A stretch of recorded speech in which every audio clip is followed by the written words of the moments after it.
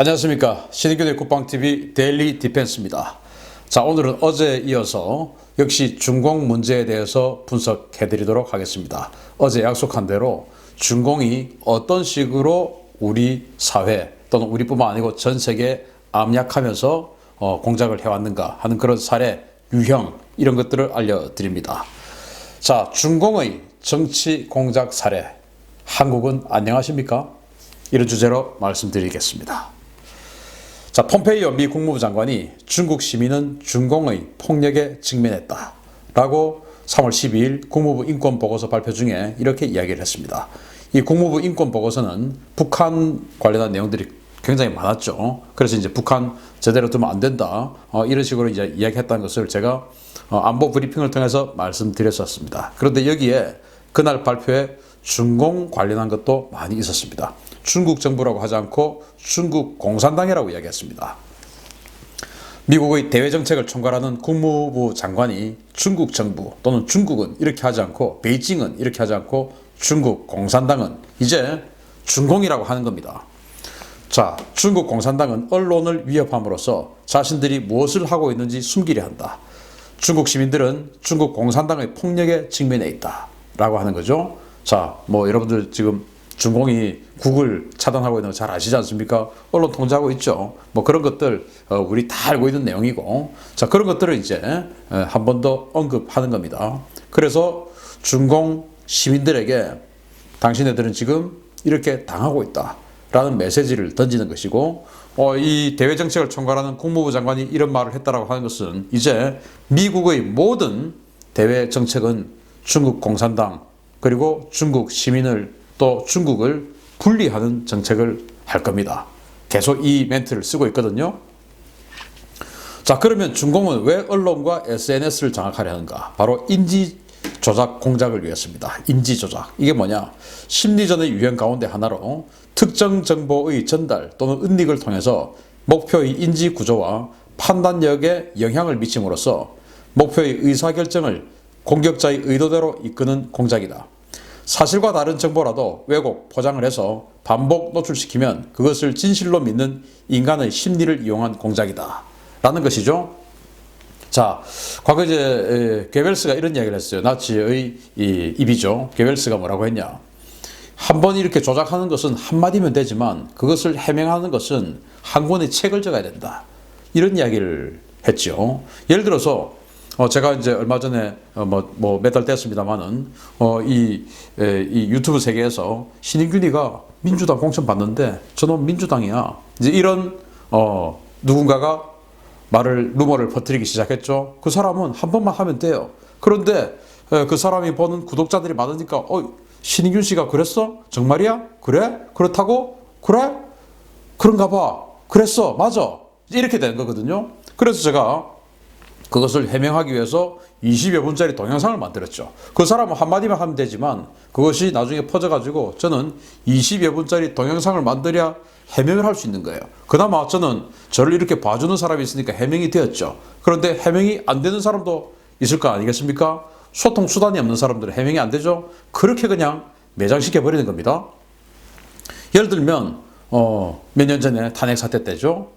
예를 들어서 박근혜 전 대통령이 7시간 동안 뭘 했다 하더라. 계속 이런 이야기를 하는 거죠. 7시간 뭘 했다 하더라. 정말인가? 그래? 야, 그렇다고? 이제 이렇게 되는 것이죠. 구슬했대, 구슬. 야, 정말인가? 지금도 신천지가 새누리당이야. 신천지가 새누리당. 맞네? 또 그렇게 가는 겁니다. 자, 그리고 우리 신인균 국방TV를 비롯해서 많은 유튜브 채널에 이런 댓글들이 달리죠. 여기가 지난 박근혜 대통령님 탄핵에 찬성했던 채널 맞지요? 이렇게 계속 하는 겁니다. 그러면 신인균 국방TV 상상해 보십시오. 그때 이 채널 존재하지도 않았어요. 그런데도 불구하고 신인균이가 결국 나중에는 탄핵에 찬성한 놈이네? 이제 이런 식으로 해서 이 갈라치기를 하는 겁니다. 이 보수 세력을 갈라치기를 하는 겁니다. 이런 공작을 하는 겁니다. 이게 인지 조작이고 그들의 절대 다수가 중공이다 이겁니다. 이런 것들을 통해서 외부의 또는 주변국의 그리고 국제사회 전체, 왜냐 중국은 세계 패권국으로 가려고 하기 때문에 국제사회 세계 전체를 이런 식으로 지금 공작 행위를 하고 있는 것이다 라는 거예요. 자, 여러분들 정말 무서운 이야기들입니다. 자, 그러면서 자, 미국의 국가방첩안보센터 윌리엄 에버니나 국장이 워싱턴 포스트하고 인터뷰를 하면서 이 이야기를 했는데, 이 D&I 소속의 그런 정보기관이에요. 이 사람이 딱 이렇게 정의를 했는데, 이거 정말 딱 보시면 여러분, 야, 맞아, 이거네. 정말 무릎을 탁 치실 겁니다. 이 사람은 이렇게 이야기합니다. 화웨이는 바보야. 화웨이가 문제가 아니야. 바로 준공이 문제야. 이 이야기를 한 거예요. 왜냐? 화웨이 그러니까 화웨이가 자꾸 뭐라고? 화웨이는 그 하수인일 뿐이야. 하청업자야. 원청업자는 바로 준공이야. 중국 공산당이야. 이 이야기를 하는 겁니다. 화웨이가 문제가 아니다. 중국 공산당이 위협이다. 이렇게 이야기를 하면서 이렇게 그 유형을 이야기를 하는 겁니다. 정말 섬찟하실 겁니다.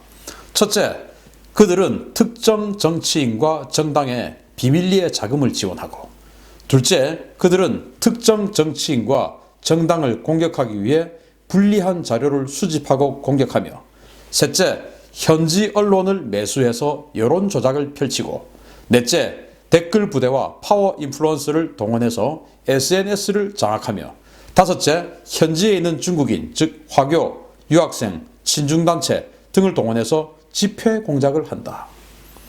무서운 이야기죠. 지금 여러분들이 그거라고 떠오르는 거 굉장히 많을 겁니다. 바로 그것들입니다. 그 사례들입니다. 그게 전부 다 지금 이 5개의 유형에 다 포함되어 있죠. 왜 그 정치인은, 왜 그 국회의원은 그렇게 했을까? 왜 그 언론은 이렇게 했을까? 왜 그 단체 그 집회를 할 때 이런 식으로 집회가 진행됐을까? 퍼뜩퍼뜩 다 떠오르실 겁니다. 정말 무서운 이야기죠. 이런 사례들은 예를 들어서 언론을 동원한다. 예를 들어서 이제 이 신문 언론 기자들이 기사를 적어요. 그러나 거기에서 데스킹을 합니다. 데스킹을 하면서 그 위에 있는 상급자, 예를 들어서 부장급 이런 사람들이 데스킹을 하죠. 그럼 여기에 예를 들어서 준공의 장학생이 있을 수 있지 않습니까? 그러면 이거 안 돼. 캔슬. 그래서 결국 준공의 우호적인 쪽으로 몇 번 당하다 보면 우리 데스크는 이런 쪽으로 써야만이 내 기사가 패스가 되어서 보도가 되구나. 그럼 이제 그쪽으로 가는 것이죠. 길을 들이는 겁니다. 그런 식으로 데스킹을 한다든지 하는 그런 문제들 아주 많을 거라고 봅니다.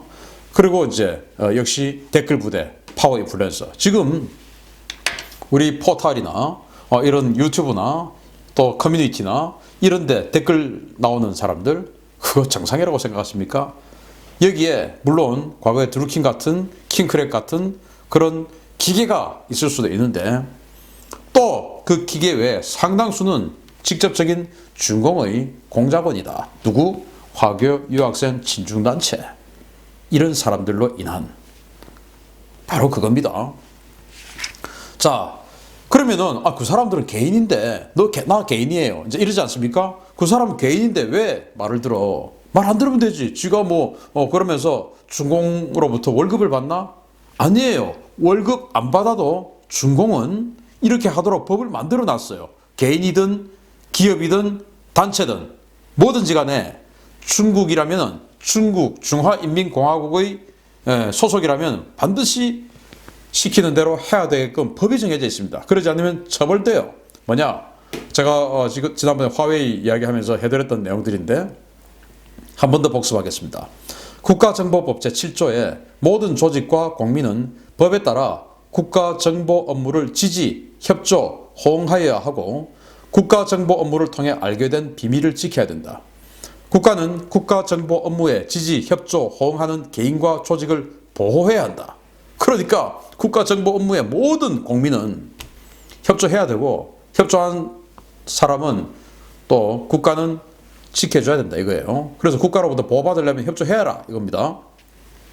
자, 14조 국가정보업무기구는 법에 따라 정보 업무를 전개하고 관련 기관, 조직, 공민에게 필요한 자원, 필요한 지원, 협력, 호응 제공을 요구할 수 있다. 자, 요구할 수 있다. 자, A 조선족, 당신 나한테 협조해 라고 요구할 수 있다는 겁니다. 그러면 요구하든지 말든지 내가 안 들어주면 될 거 아니야. 아닙니다. 이게 있습니다.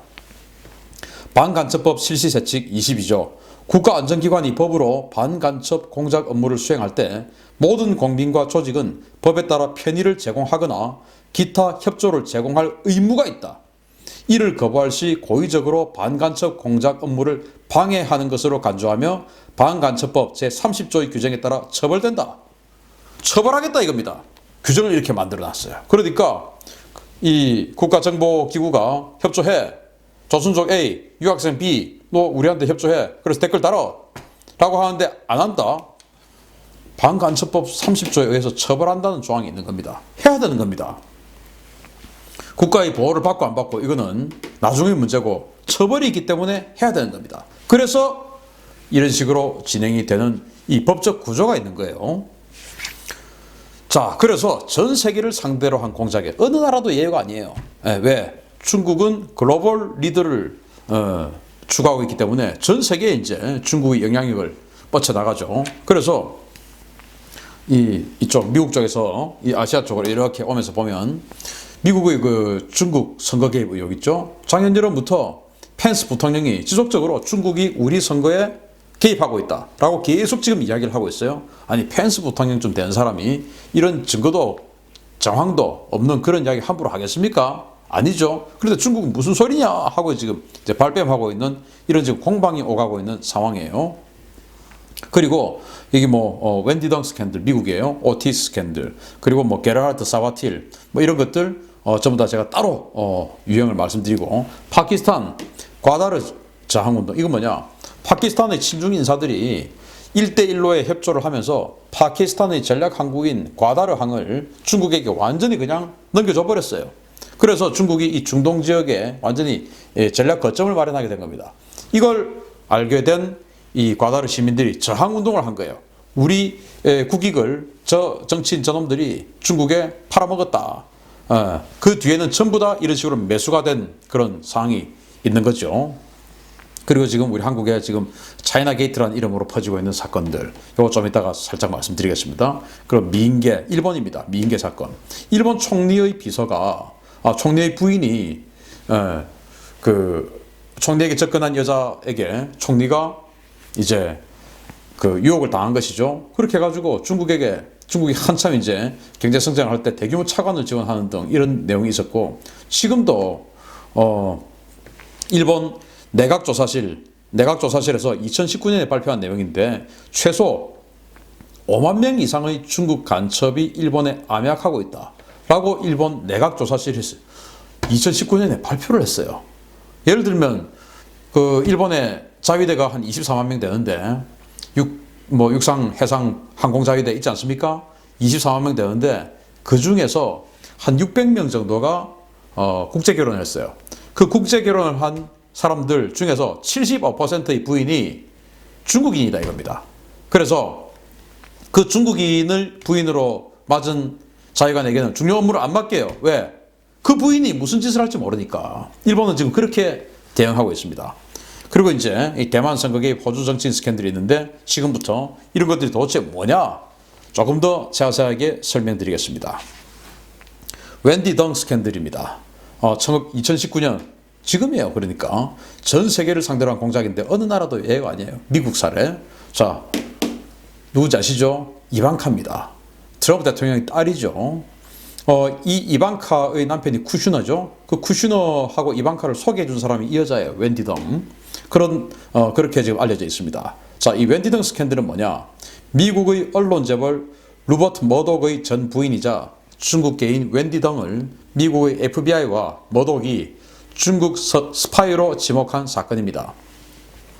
그녀는 워싱턴 DC 중심부 중국 정원 건립 스캔들을 비롯해서 다양한 스캔들과 맞물려 있으며 이방카 트럼프와의 친분을 이용한 각종 친중 로비 전개 의혹이 있습니다. 90년대 후반에 이제 머독, 그러니까 폭스 뉴스 이 언론 재벌이죠. 그 머독에게 접근을 해서 이제 민계를 통해서 머독과 결혼하는 데 성공합니다. 그래가지고 한 14년 정도를 같이 살았어요. 이제 이혼을 했는데, FBI가 스파이다 이제 이렇게 지목했어요. 그 왜냐? 자기는 지금도 이거는 지금 공방 중인 사건인데, 자기는 무슨 소리냐? 이렇게 지금 방어하고 있고, 또 머독 같은 사람하고 이혼했으니까 돈도 많겠죠, 지금. 위자료 많이 받았을 거니까. 자, 그래서, 이제 FBI가 바로 이거 아니냐라고 지금 사례를 한 게 뭐냐? 바로 워싱턴 DC 중심부에 있는 중국 정원, 차이나 가든이에요. 이걸 이제 미 정부 예산으로 한 1억 달러 이상의 돈을 들여서 차이나 가든을 만드는데 여기에 이제 웬디 덩이 개입을 해가지고 여기에 중심부에 21m 높이의 탑을 세웁니다. 그리고 그 탑에 뭐 통신기지도 만들고 당연히 화웨이입니다. 화웨이. 그러면서 CCTV를 해가지고 이 워싱턴 DC 중심부를 전부 감시하는 감시탑을 만든 겁니다. 이거 이제 들켜버린 것이죠. 그리고 그 장비는 전부 화웨이. 웬디 덩이 이런 짓을 했고 이것을 이제 FBI가 밝혀냈고 또 머덕도 자기의 자서전에서 제전 중국의 스파이다라고 썼다라고 합니다. 자, 게르하르트 사바틸. 이 사람은 주한 EU 대사로 왔던 그런 독일의 고위 외교관이에요. 지금 2020년 지금 진행 중인 사건입니다.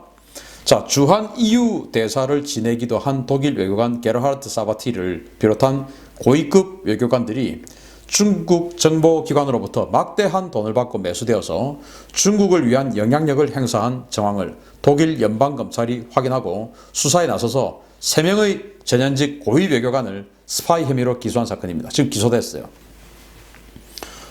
이 연방검찰에서는 그냥 고위급 외교관이라고만 했는데 독일의 유력 언론지 슈피켈에서 이 사람 이름을 깠어요. 게르하르트 사바틸이라고. 이 사람 우리나라에도 주한 EU 대사로 와서 지금 현재 이제 이 우리 여권의 고위급 인사들하고도 많이 어울렸었다라는 그런 이야기도 있습니다.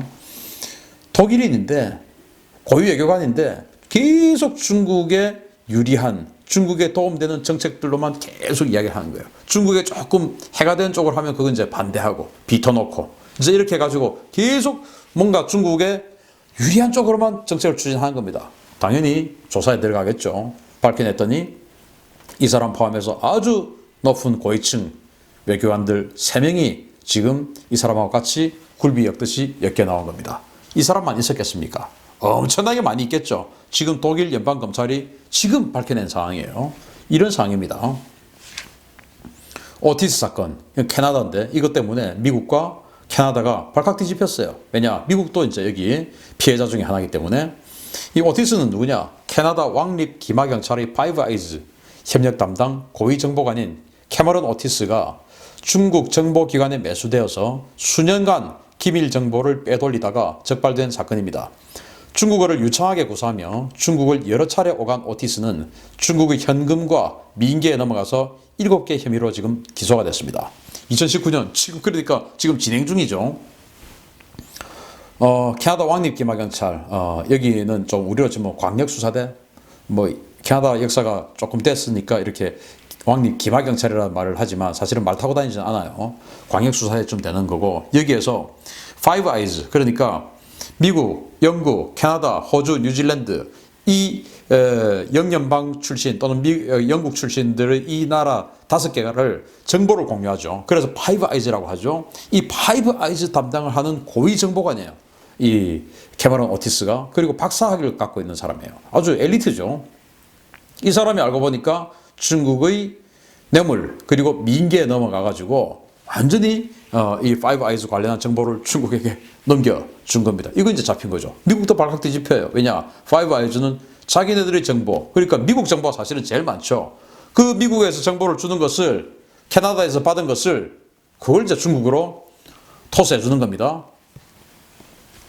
이런 일들이 벌어지고 있습니다. 이거 뭐 제가 지난번에 미국 대학 교수가 나 정도밖에 안 되는 교수에게도 이런 식으로 민계를 거는데 오죽하겠냐 나보다 더한 사람들은 더 훌륭한 사람들은 이라고 증언했던 거 제가 지난번에 알려드렸지 않습니까? 한번 링크해서 보십시오. 바로 그것들입니다. 그렇게 해서 이렇게 매수가 된 겁니다. 호주도 있습니다. 호주 정치인 스파이 사건인데 던칸 루이스 호주 안보정보원 원장이 지난해 9월 퇴임 직후에 폭로해서 불거진 스캔들입니다. 샘 다스티아리 노동당 상원의원 등 중공에서 막대한 자금 지원을 받은 정치인들 사례를 폭로하면서 호주에서 호주 이익에 부합하지 않는 정책이 나오면 의심하라 라고 경고했습니다. 호주 안보정보원, 우리로 치면 국정원이죠. 국정원 원장을 5년 동안 역임했던 사람이 이제 국정원장 그만두고 나와가지고 폭로한 겁니다. 이제 은퇴했으니까 폭로한 겁니다. 상원 의원, 저놈이 중공으로부터 수만 달러의 뇌물을 받고 중공의 국익에 부합하는 그런 행동을 해왔다. 라면서 지금 우리 사회, 저놈뿐만 아니고 지금 우리 사회에 희한하게도 중국의 이익 또는 우리 호주인인데, 호주 정치인이고 호주 언론인인데 우리 호주의 국익에 부합하지 않는 정책을 자꾸 이야기하고 하는 사람 일단 의심해라.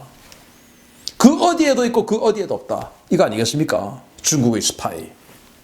그래서 그렇게 호주 국정원장, 우리로 지금 국정원장이죠. 안보정보원 원장이 출신 5년 동안, 작년까지 5년 동안 그 원장을 했던 사람이 퇴임 직후에 폭로해버렸어요. 엄청난 일이죠. 자, 이건 이제 우리하고도 관계 있는 겁니다. 왕리창 망명 폭로 사건인데 2020년 지금 진행 중이에요. 인민해방군 대외공작부서에 근무하다가 지난해 호주로 망명한 왕리창의 폭로로 드러난 중국의 대외공작 실태입니다. 왕리창이 폭로한 중공의 정치개입 공작 대상국은 호주, 한국, 대만 등으로 친중 인사에 대한 자금 지원과 더불어서 댓글 공작 등이 있었다고 폭로했습니다. 자기가 팀장이래요, 팀장. 그러면서 이번 그 대만 대선이 있었지 않습니까? 거기에 이제 그 민진당의 차잉원 총통과 경쟁했던 국민당 후보 있었지 않습니까? 바로 가오슝 시장이었죠. 한국위 시장이랍니다. 가오슝 시장. 그 사람을 지원하는 댓글 공작을 했었다는 겁니다. 그리고 지난 대선 때, 대한민국 대선 때 달림을 지지하는 댓글, 그런 또 반대 세력, 이런 분들 제거하는, 타격을 주는 이런 댓글들 공작했었다고 폭로했습니다. 이거 지금 현재 진행형이에요. 그런데 우리 정말 엄청난 메가톤급 폭로인데 우리가 지금 선거와 그리고 전염병 때문에 이런 무지막지한 크기의 뉴스가 묻히고 있습니다. 그래서 제가 노딱 또는 앞으로 있을 이 중공의 공작원들에 의한 공격, 이거 각오하고 진실을 좀 알려야 되겠다. 너무 우리 시민들이 모르고 계시는 것 같다 라고 생각이 돼서 정말 큰맘 먹고 제가 지금 사실은 이야기하는 겁니다. 이런 상황이에요. 그래서 지금 제 채널에 달리고 있는 이 댓글들 페이크 뉴스다 또는 탄핵에 찬성했다는데 사실인가요? 뭐 이런 내용들, 뭐 여하튼 신인균에 대해서 부정적으로 다는 내용들, 그리고 이 채널 이제 지겹다 뭐 이런 것들, 뭐 아직도 뭐 폭격 안 했냐 그만해라 질린다 이런 것들 계속 이제 이런 식으로 해서 이 국방 정책에 대해서 바른 이야기를 하고 있는 이런 채널들, 또 뭐 우리뿐만 아니고 또 정치 분야 또 여러 가지 분야들이 있죠. 뭔가 중공에게 불리한 내용을 하는 그런 개인이든 언론이든 정치인이든 누구든지 간에 공격해서 계속 힘을 빼버리는 이런 공작들을 하고 있죠. 잘 보셔야 됩니다. 그래서 자유민주주의를 향한 이 중공의 공격이죠. 우리는 괜찮을까? 대한민국 안녕하십니까?